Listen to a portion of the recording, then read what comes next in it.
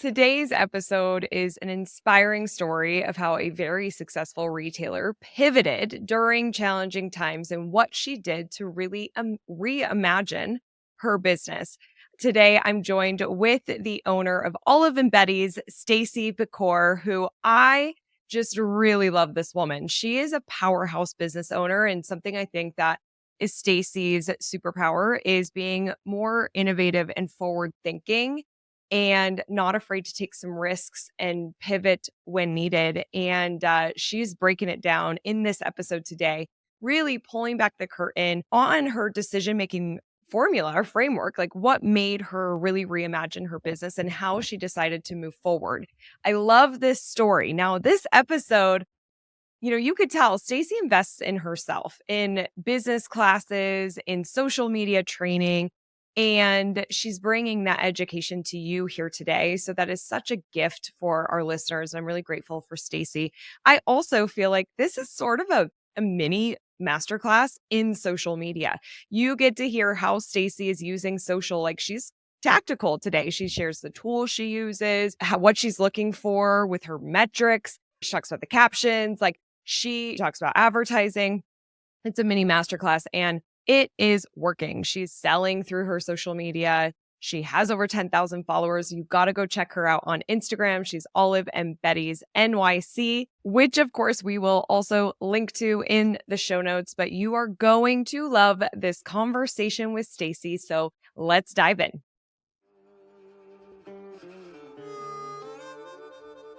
Welcome to Rooted in Retail. I'm your host, Crystal Vilkaitis. Here we have engaging and informative conversations with successful indie retailers and industry experts. Together, we learn, connect, and grow. Don't miss our live after the show every Tuesday night in the Rooted in Retail Facebook group. All right, here's today's episode.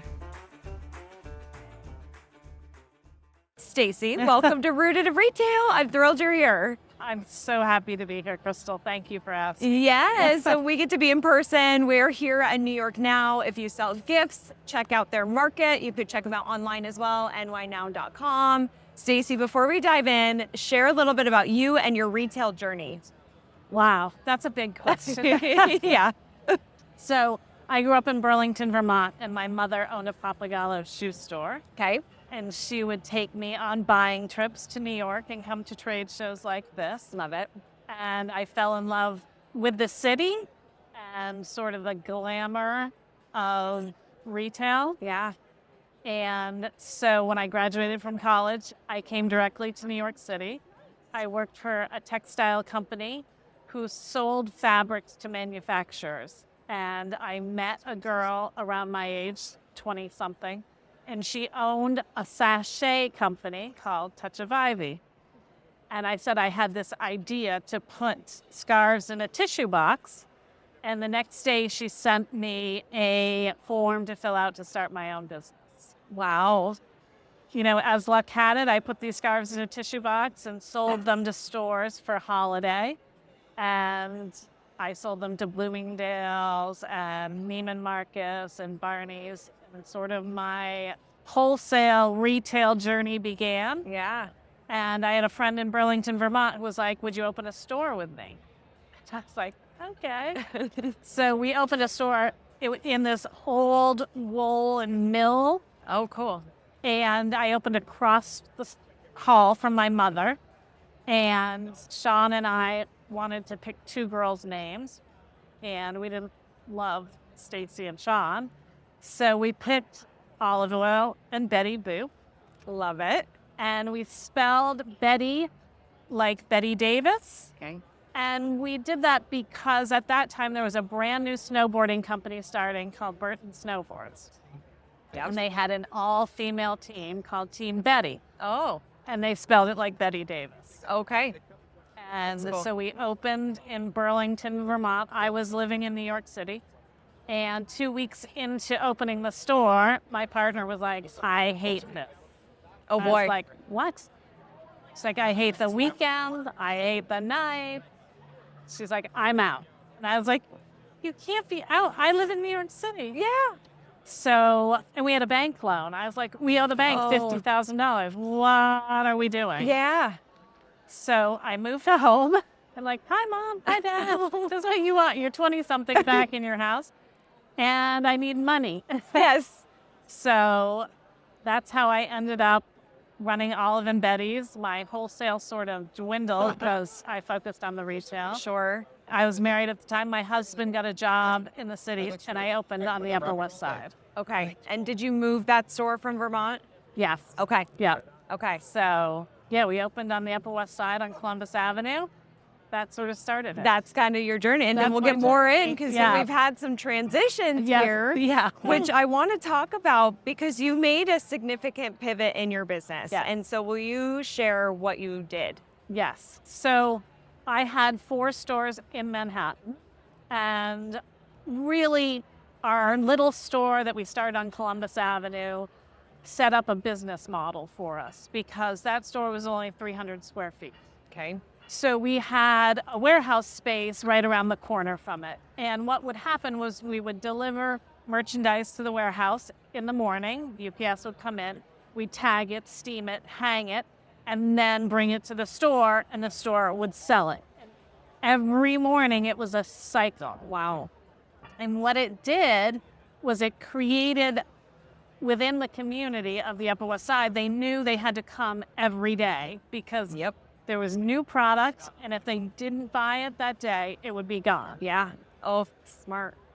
I didn't think about it Like I have 300 square feet. What am I going to do? Like, yeah. Exactly. Yeah. And so we knew that we had to buy to extinction. I mean, the basics we would keep in stock, like an AG jean, but Okay. all the rest, the fluff and the new stuff and the exciting stuff would come in and go out, and we really got to know our clients because they were in and out. They would walk their dogs by. We knew what was in their closet, where their kids were going to school, and it was a real community. Yeah. So we thought, where can we do this again? And we opened on the Upper East Side on Madison Avenue. And then we opened in Soho. Then we opened on Bleecker Street.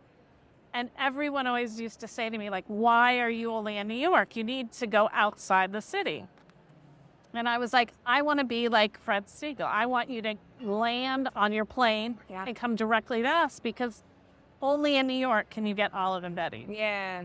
And we really built a brand, like people knew us outside New York. And we wanted to be New York City's neighborhood store. Yeah. Love it. And then COVID hit. Yep. And not in New York City. I mean, I was closed overnight. Yeah. And we had 4 stores, we had a warehouse, we had, our offices, we had a lot of employees, and we were done. Yeah. We were closed. The governor said, if you have employees, what you have to do really fast is you've got to furlough them because as fast as you furlough them, they can get unemployment. Okay. So I furloughed all of my employees, but Anthony, who's been with me 25 years, who does all my financial things. And I thought the 2 of us are going to have to navigate this. Right. And we have 4 stores worth of inventory, and what are we going to do? So that was on a Friday, and on Saturday I had a little pity party for myself. Yes. And on Sunday I called my manager from Madison Avenue and said, are you ready for a wild ride? Because we have 4 stores worth of inventory and we have to sell it. Yes.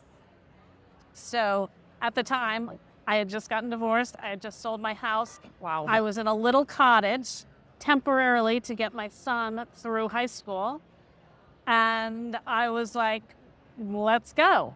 So we started selling on Facebook and Instagram, setting up virtual appointments. We did not have a website. Okay. And we just sort of put our heads down and went for it. Okay. And then the city council said, if you've signed personally on any of your leases, you have till September 1st to renegotiate out of these. And I was like, I'm on 6 leases personally. I can't see a way forward. I just couldn't. None of my employees wanted to commute into the city on the subway. Yeah. And we still weren't allowed to do business. Yeah. We were a non-essential business. Yeah. So I was like, I just have to take this opportunity and negotiate out of these leases. I was in good standing with all my landlords. I'd been in most of those buildings 25 years. Wow. And they were so cool. They kept saying, well, you can stay. Like, you don't have to pay rent. And I was like, I can't stay because I need fresh inventory. I just could not, for the life of me, see a way out. So I negotiated out of the leases. Janie and I sold through the summer from the cottage. Okay. So we couldn't see New York City opening. Like, there was still no action. So we said, let's look at our 17,000 clients in our database and let's figure out what the next move is. Yeah. And we looked and we were like, okay, Greenwich, Connecticut is open. Like, there's outside dining, Tiffany's is open, Hermes is open. Like, that's our clients. How about we pop up in Greenwich, Connecticut? Yeah. P.S. Neither one of us had ever been to Greenwich. Oh my goodness. Wow. So we're like, okay, we found a lease. I remember sitting, like, having dinner, and I was like, I don't know if I can do this. And my boyfriend's like, your client's here, just try it. So I went. I had never seen my apartment. Oh my We goodness. went straight there. We opened, we popped up, and we've been there 4 years. Wow. So, and we've started an online site to sell merchandise too. Okay. So you really made that decision to go to Connecticut purely based on where a majority of our customers and what's open. Yes. Okay. Wow. Yes, and I couldn't see at that point when New York was going to Right. open Who knew? and Yeah. when it was going to be And what would it business. be like? You know, that was a big question mark. And like, even in Soho, there was looting, and Yes. we were trying to board up our locations so they didn't steal the merchandise. Like, Yeah. I just couldn't see a path forward for us. Yeah. Well, so you forged a new path, Yes. and it sounds like it's going really well. And so It tell is. us about this store now. So we were in a traditional retail location on Greenwich Avenue. And Greenwich Avenue, if you don't know Greenwich Avenue, is similar to Madison Avenue. Okay. Very, very, very high end. And business was fine, and it was getting ready to re-sign my lease. And I had been driving by this old car dealership for 4 years. And I kept asking my broker, I was like, I want to be in the dealership. I want to be in the dealership. I don't want to do traditional retail. I'm like sick of it. Yeah. Like, honestly, I was just tired Yeah. of it. And he kept saying, no, you don't want to be there. You don't want to be there. And he kept showing me these spaces on Greenwich Avenue. And I was like, I really don't want to spend $20,000 or $30,000 a month and be under that constraint again of having to do $3 million just to pay my landlord. Exactly. So I looked at one space, and the landlord then came to look at my store. And he said to my broker, well, if she's going into my space, I want it to look fancier. I want her to look like, and he gave me the name of a store that I was supposed to look at to copy. Okay. And I went to look at the store, and they had the traditional retail fixtures and the traditional retail floor and the traditional track lighting. And I was like, you're kidding. Like, No. this, like, sorry, old man is going to Yeah. tell me how to do retail after I've been doing this for almost 30 years. Like, this Yeah. is not going to happen. No. So I went to the Honda car dealership. I called the number. I was like, I'm not going to deal with these old men. Yeah. I'm going to do it my way. Yes. And he pissed me off enough that I took a tour of the car dealership, and I was like, it's run down and it's a little, it was perfect. Yeah, I love it. like, I'm going to do this. And my broker, I overheard him saying, like, I told her, this is a terrible idea. This is going to be the worst. Oh my gosh. And I made the deal for the space, and we haven't looked back. Actually, that landlord that told me to change went in and shopped with us and said I made a mistake. Yeah, he did. He did. And thank goodness you listened to your gut. I Yes. mean, you knew you had a vision. You found the place. Yes. And it's working so well. So how, if somebody's listening to this I mean, you really did have to listen to your gut, and that takes a lot of courage. And you also were kind of pissed off, so that probably helped. But what advice would you have to somebody listening that is maybe in a situation like that where they really got to listen to themselves and have that courage? I think that I really leaned into taking some business classes, and surrounded myself with other entrepreneurs that were taking chances. So I signed up for a class at Wharton, and they have an executive training program. Well, no, an executive like MBA program. And I took one class out of their executive MBA training program. And I was listening to people all over the world doing these incredible things. And I thought, like, a lot of them are young, in tech startups. And I was like, they're just going to go for it. Yeah. Like, why am I sitting back in my retail store when I don't want to do traditional retail? Yeah. When these people surrounding me are willing to take a chance. Yeah. So you had some massive inspiration. Total inspiration. And I had these incredible professors from around the world. Like, I mean, they were Wharton professors, but they were working within their industry. So one would be from the Silicon Valley, one would be actually sitting at UPenn teaching students. And, when you think of these MBA programs and who comes out of them, and like, certainly at Wharton, like you have Warby Parker, and you've just got these incredible stories where they've just taken a chance. Yeah. So you took a chance. I love it. It's so cool. All right. So what was one of the hardest parts of that transition for you?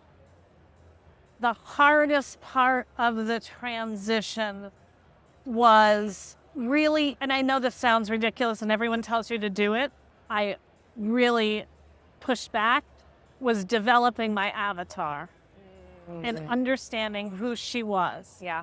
And it took a lot of work. You think you know exactly who she is, right? But you have to be able to close your eyes and see her. And when you see her, might not be who that customer is. It might be she's aspirational for that customer. Yeah, very true. So we would put, like, once we started doing Instagram and Facebook ads, we would put the avatar up in like what we were selling and then put pictures of our clients up so that we could understand that maybe our client is 40 plus. Yeah. But the avatar that we're using is 30. And how you meld those things so that you understand that every single thing that you're buying for her and how you're showing it to her is who she is. Yes. People whip it up like, oh, she's well-traveled and she's educated and she's this and she's that. But you have to live and breathe her before you can honestly take a chance and feel in your gut, you know what, I know her inside and out. Yeah. I love that that's actually your answer. That wasn't at all what I was thinking it would be. But I love it because I think that a lot of retailers will, I know who my person is. I know who my avatar is. We call them our PCGs, perfect customer groups. But there might be a disconnect that something's not happening. Why are sales down? And they're not seeing who that true person is that they want to be serving or are serving, because they can sometimes be very different people. Yes. And so they won't often take some of that time to step back and make sure that they're really targeting the right people. And then, like you said, the content on your ads and in social has to connect back to the person that you're trying to work with. Like, they have to see themselves in that content. And if you're developing content for a totally different person, you're gonna miss it. So you did the hard work. It was, Yeah. I love it. That's awesome. Okay. So now, were there any questions any moments that you questioned this decision, like kind of a, oh shit, what did I do time? Or was it pretty like, oh, things are aligned, things are moving? I think every day we're like, we've really embraced fail fast. Okay. Like, go out there and try it. And if it doesn't work, get out. Yes. And don't make the mistake of hanging on too long, because your client is honestly telling you every single day, whether she's opting in or opting out. Yep. And you have to try, like, especially if you're going to go online and you're going to do Instagram and Facebook ads, because it's a lot of money. Yeah. And you've got to fail fast. Like, we'll throw up an ad, and if it's not working, it's coming down and there's another one going up. Yeah. Like, and don't get your ego caught in it. Uh-huh. And, you know, especially, I mean, I've been buying for 30 years and we've totally changed our assortment to, I say emerging designers who haven't yet found their way through the United States and representation. Yeah. And that you have to fail really fast at, because you're bringing in new designers, and it is a struggle for independent retailers because you're putting down a 30% deposit when you write the orders. Okay. So you have to be able to say, this one worked and now I'm out. Yeah. And this one worked and now they're being represented in the United States. So where are we getting the next one? Yeah. Yeah. You've got to be agile. You have to be, really agile. And I'm not scared to fluff that up with my American designers that I'm always in stock in, whether it's AG or Perfect White Tea. Okay. But putting the new designers from Colombia and Greece and this designers from London. Yeah. Yeah. You're bringing in, I love your Instagram. Like, it's just so fun to see everything that you have in store because it is unique. It's not what you see. It's so, like, just different and fashionable, and just, like, I hope our listeners go follow you. I hope so too. Man, you've got great style, too. Like, I just feel like, are you traveling to these places to find these? Yeah. Yeah. I am trying to travel to as many places as I can. Yeah. And actually, I really like to go there first. Like, we went to Mexico City first, shop all the stores. Okay. And then try everything on. I did the same with Colombia, go into the stores. And when you get out of the U.S. to some of these countries, they love their concept stores. Okay. And not every street looks the same. Yeah. And you're seeing new brands, but especially with Greece had its moment, and now all those Greek designers have representation in the U.S. Okay. Then Colombia had its moment, and now they're represented in the U.S. It's always a little heartbreaking when you're like, oh. Yeah.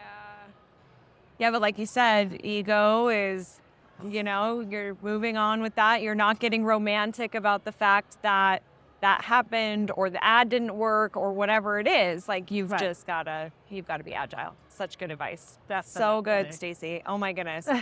Well, so speaking of social media, you're doing a great job. Thank you. What's working for you? Well, again, surround yourself, take as many classes as you can if that's something that interests you, because social media is a big time drain. I mean, you're constantly looking for content. And if you're going to post a reel or any content for that matter, you're committing to like 2 or 3 hours of your time. I worked with Merchant Mastery. Do you know them? Oh, yeah. Okay. So Merchant Mastery was sort of my first toe into Facebook and Instagram advertising. And I really leaned deep into them for about 6 to 9 months. Okay. And once I got to a point where my ROAS on my Instagram and Facebook was hitting 2 to 3 consistently, Yeah. I was like, okay, now what lever am I pushing next? Exactly. To bring in my sales. And I work with Retail Orbits, and Dan Holman is my planner. Awesome. And I said to him, I think I'm going to go into a little social media and really push. I said, but it feels weird to have me as the face of the social media. And he's like, I want you to rethink this. When you were in New York City and you were on your sales floor, you were working with your community constantly. And you were the face and you were talking to her directly. This isn't about you. This is about the brand. You're representative of the brand, and you need to develop your community online. So I was like, okay, I'm going to think about that. And there's a bunch of people online who teach online classes. And again, I went on there. There's a woman called Professional Traveler. She's got a beautiful site. I mean, beautiful. So I started there and kind of felt like that wasn't like, she was so aesthetic and I was trying to buy the right camera and I was trying to do my editing and I was like, okay, this doesn't quite feel perfect, but I love what she is giving me. Where am I going to find my next person? And so there was a woman called Caroline Flett. I recommend everyone look at her. And she just sort of talked to me. And every 2 weeks, she does sort of like a Zoom. And so you can get on with other content creators and hear the struggles they're having. Nice. So you don't feel like you're alone out there. Yeah, exactly. Because the algorithm is changing all the time. All the time. And one month you're getting 4,000 views, and the next month you're getting 1,000. Yeah. So at least you're on with a community of other people that are going through the same thing as you. Yeah. Yeah. Awesome. Okay, so you've got some good support. You had a good pep talk from Dan. Yeah. I love that he said that because it is true. This is still your community. They're online. They're on Instagram. So it feels not as connected because you're not in person, but they want to see you. And they're probably so happy to see you. And we try to go live once a week and talk to them too. Awesome. What do you feel like from a type of content is working well? Lives, photos, reels, all of it? Reels are definitely number one. Okay. And, you know, we're data driven. So I'm looking at the statistics on what is working and what isn't working. Yeah. And for you, you have to decide. Like for us, maybe watches aren't the most important thing. We're looking for interaction and engagement. So we're hoping that every reel that we post has like 150 comments, likes, shares. Okay. And once it drops below that, we're trying to figure out what content is resonating with them. Yeah. But still saying, because a lot of time it's not the fashion content that's resonating. They want to hear the story. They want to hear the behind the scenes. And you're thinking to yourself, again, putting your ego in it, like, really? They want to hear this? And I'm saying, okay, well, we'll give them one of those every week. We'll do some fashion. And just watching what your customer is saying to you constantly. Yeah.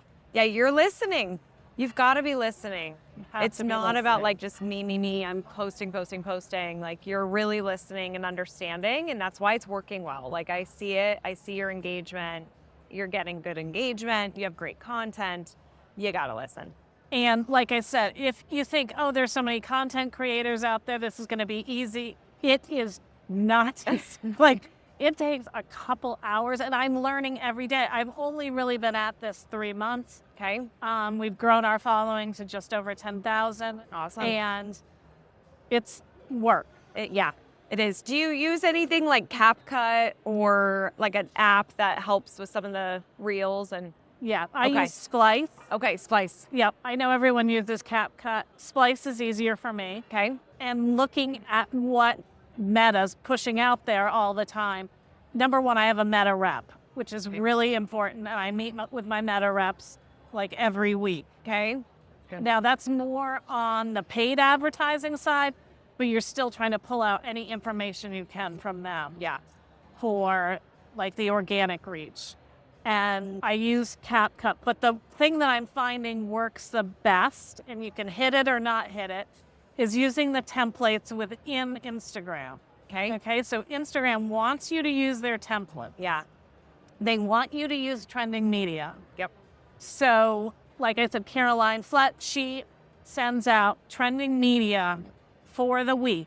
It might not match your content, but you have to use the trending media. Yeah. Well, and I feel like there's often a way that you can tweak it to match for you, right? Like even if there's a trending audio or song and you just pair that with some pictures of new arrivals or a video that you do in store, right? Like there are ways that you can totally tweak it. And then sometimes it's like, oh, this trend is so perfect for what I do. Yeah. But you've got to be listening. You've got to be paying attention and then acting on it quick because those trends can last a couple days and then they're done. Right. So leverage. Her trending audio usually has under 2,000 like uses. Okay. But those uses might be in the millions. So hitting that trending music fast, like Yep. you said, Yeah. and you're out. Yeah. And you honestly have to do your research. Like, I'm on Instagram Reels. I try to do it every morning for a half an hour, 45 minutes, just to go through content within your space. Yeah. And really following people and engaging with people within your niche. I don't do enough of that. They're saying you should be reaching out to 20 people a day. I just haven't done that yet. Yeah, that is hard. That is definitely hard. Yeah. But I love that you're blocking in the morning to at least be a part of that conversation. Again, you're listening, Yes. you're researching to keep up. And it's a matter of just scheduling that time and creating the schedule around doing it. And I think that can be the hard part sometimes. We won't make social a priority, Right. but it can be one of the best ways for you to connect. And sometimes free. I'm all about ads too. Ads are that's gonna be fast track. It's gonna really help you get there. But you've got to pay attention to this organic content and see what's working. And then when you find that organic piece, you could also then advertise it. And Yes. then it's extra. Like Yeah. you're amplifying that. So All your content you're going to try to use 3 times. Just like you said, I'm Okay. going to use it in my email marketing. I'm going to use it in my Instagram. And then I'm going to try it in my paid advertising. And making sure that when you're creating the content, it's the captions below that you really want to focus on. Because what Instagram right now is looking at is, say you're posting a 10-second reel, they're looking to make sure that your readers are staying on for 10 seconds. yeah. And usually they're not. Like, if I post a Right. longer one, they're staying half the time. So you need them to get into the captions below, comment, share, like, Yes. and stay in your content. Yep. And you're right. The captions, they're reading. You have a call to action to get them to Yes. engage. Like you're working at this. Yes. Yes, and Well- testing. But it is worth it. I mean, and I'm assuming you're seeing traffic from Oh, you're selling through and yeah.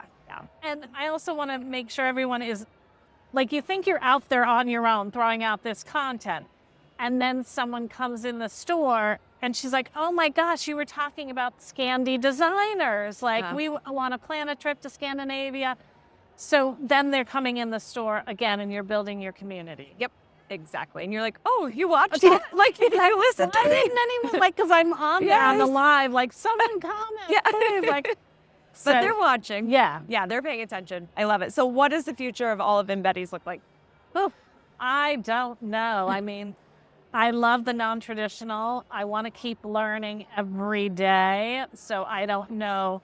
This social media piece is a huge piece and a huge learning piece for us. I mean, I'd like to be on TikTok. My daughter's like, you have to be on TikTok. Oh, you would do great. Yeah. So that is definitely in the list of things to do. I want to go check out the Scandinavian designers. I want to go check out Japanese designers. What I'd like to do, I just got back from Tanzania, and it's really taken me a second to, like, get back into it. It was a big trip, and it was definitely being up close with Mother Nature. Yeah. So That's I've wonderful. taken a little break to, like, absorb back, yeah. everything. Yeah. But my next trip is Paris Fashion Week, and then I think we're going to go on to Greece to try to find some new Greek designers. Awesome. Oh, Yeah. Stacey, if you're hiring, can I do podcasts on the road with you? Right? So good. All right. Are you ready for the resilience round? Yeah. Okay. Best business book. I was thinking Malcolm Gladwell's Tipping Point. Yeah. That's a good one. Best retail technology, like an app or software. I mean, I love Spice, and I love Retail Orbits to help my inventory. Okay. How do you keep up with the ever-changing retail landscape? Lots of blogs, lots of, not magazines, traditional magazines, but email magazines. But I do love my blogs. Yeah. Yeah. To help retailers be stronger, more rooted in success, what's a social media foundational best practice? Post, post, post, post. I mean, that's the best way you're going to learn. You're going to make mistakes, but you have to do it. Yeah. So true. If you had to start your business all over again, what's one thing you'd do differently? I was thinking about this. If I was starting it today, I mean, it's so different. Right. I don't think that I would do traditional retail. Okay. People don't graduate from college right now and say, I want to be in retail. I think I would really focus on going to one of the top business schools Okay. raising outside funding and doing something in fashion tech, because that's where people want to be. Yeah, And yeah, you that's need very smart cool. people around you to build a team. Yeah, so true. It's awesome. Finally, what do you think the future of independent retail looks Ugh. like? Well, Fred Siegel just went out of business. I think unless we change, like, it is not retail as usual. It is bleak. The department stores are just so sad. Yeah. And I don't see a lot of innovation in the independent space either. You know, I was thinking about it today when I went and got my Starbucks. I just took a walk up and down Greenwich Avenue, and there's very little independent retail left. And what is looks like everyone else. Yeah, yeah, that's a bummer. We need some innovation.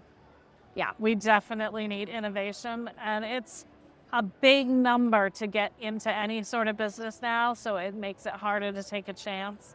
That's true. You know, when I started, there were little designers all over the place. Yeah. And those aren't around anymore. Yeah, So, unfortunately. Well, yeah. that's very true. How can people connect with you and learn more? Yeah, definitely. Instagram, we're at Olive and Betty's NYC. Or you can reach out to us on our website, oliveandbettys.com. Awesome. Stacey, this was such a good conversation. Thank you for having you. me. Awesome. I Made love me it. think of a lot of things. I know. I had all mine down. Yes, you did so good. We packed in a lot. That's for Yes, sure. thank It was you. so good. Yeah. Everyone, remember that I'm rooting for your success. Have a great week ahead. Bye. Thank you so much for being here. It means the world to me. Don't forget to join the Rise and Shine newsletter, which is social media news you need to know, sent via email every Monday morning. Go to crystalmediaco.com/rise to join. And don't miss the newest episode of Rooted in Retail, which drops every Sunday morning.